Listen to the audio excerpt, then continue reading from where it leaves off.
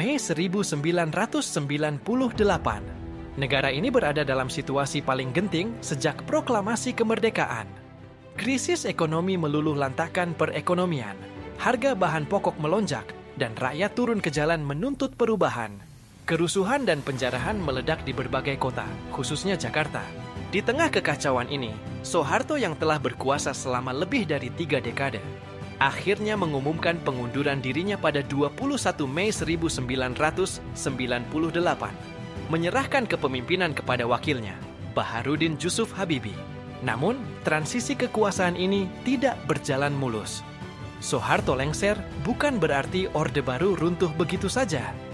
Di dalam tubuh militer dan politik, terjadi tarik-menarik kepentingan.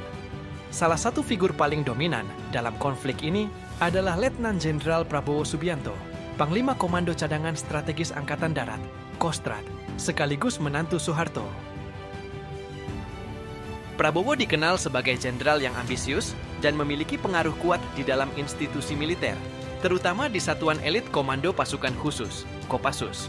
Sehari setelah B.J. Habibie dilantik, 22 Mei 1998, Prabowo mendatangi Istana Negara. Kedatangannya bukan sekadar kunjungan biasa. Ia menuntut agar dirinya diberikan posisi sebagai Panglima Angkatan Bersenjata Republik Indonesia, menggantikan Jenderal Wiranto.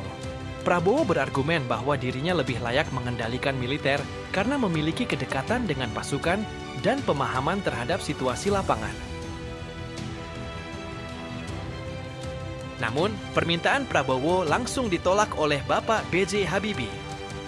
Presiden baru ini lebih memilih mempertahankan Wiranto sebagai Panglima ABRI karena menganggapnya lebih netral dan tidak terikat dengan kepentingan politik tertentu. Keputusan ini membuat Prabowo semakin terpojok, terutama karena sebelumnya sudah muncul berbagai tuduhan bahwa dirinya terlibat dalam penculikan aktivis pro-demokrasi.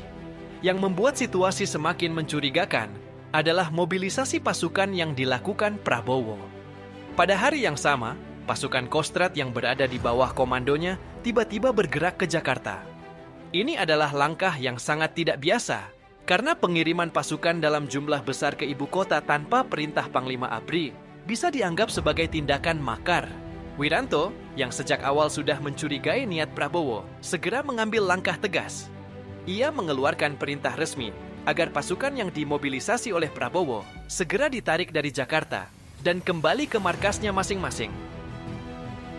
Dalam situasi ini, Prabowo tampaknya tidak mendapatkan dukungan yang cukup untuk melanjutkan langkahnya.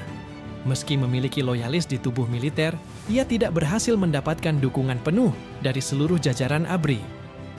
Keputusan Habibie yang tetap berpihak kepada Wiranto semakin mempersempit ruang geraknya.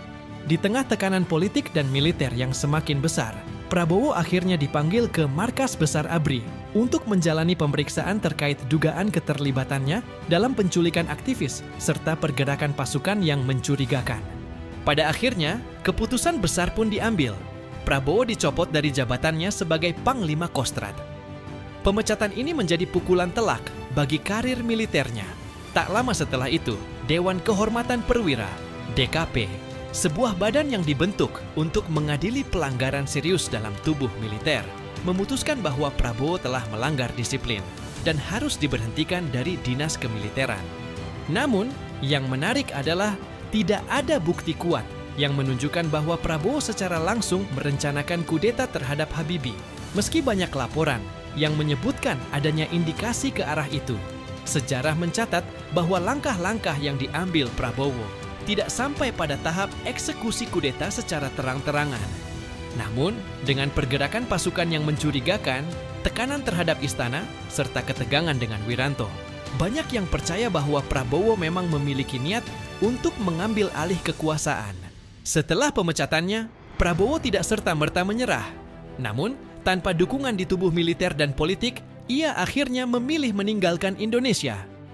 Ia pergi ke pengasingan di Yordania, negara di mana ia memiliki hubungan baik dengan Raja Abdullah. Selama berbulan-bulan, Prabowo berada di Yordania, jauh dari hiruk-pikuk politik Indonesia. Namun, sejarah memiliki cara tersendiri untuk berputar.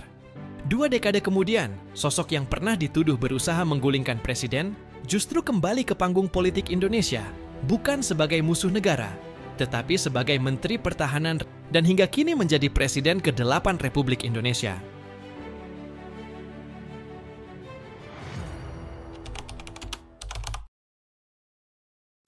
Saat menjabat sebagai Presiden, B.J. Habibie menerima laporan dari Panglima ABRI, Jenderal Wiranto, bahwa Prabowo menggerakkan pasukan tanpa perintah yang dianggap sebagai tindakan insubordinasi serius. Bapak B.J. Habibie kemudian memerintahkan agar Prabowo dipanggil ke istana pada 22 Mei 1998 untuk dimintai klarifikasi. Dalam pertemuan itu, Prabowo membantah memiliki niat makar dengan alasan bahwa pergerakan pasukan dilakukan untuk mengamankan situasi.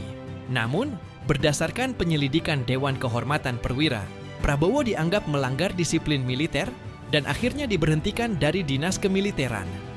Bapak B.J. Habibie sendiri menegaskan bahwa ia hanya mengikuti prosedur hukum dan tidak memiliki motif pribadi dalam keputusan tersebut.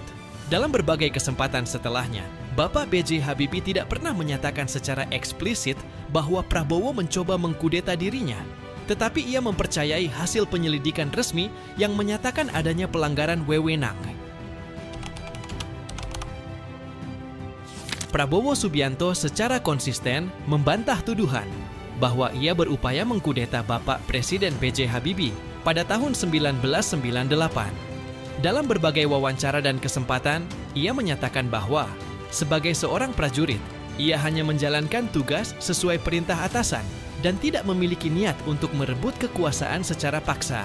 Salah satu tuduhan utama terhadap Prabowo adalah pergerakan pasukan Kostrad ke Jakarta pada Mei 1998 yang dianggap sebagai langkah makar.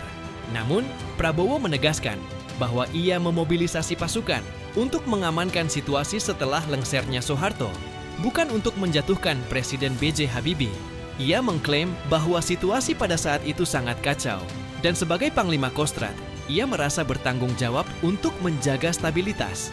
Dalam sidang Dewan Kehormatan Perwira, Prabowo menyampaikan pembelaannya, tetapi akhirnya diberhentikan dari militer karena dianggap melanggar disiplin. Setelahnya, ia berulang kali menyatakan bahwa dirinya adalah korban politik dan menyangkal segala tuduhan kudeta.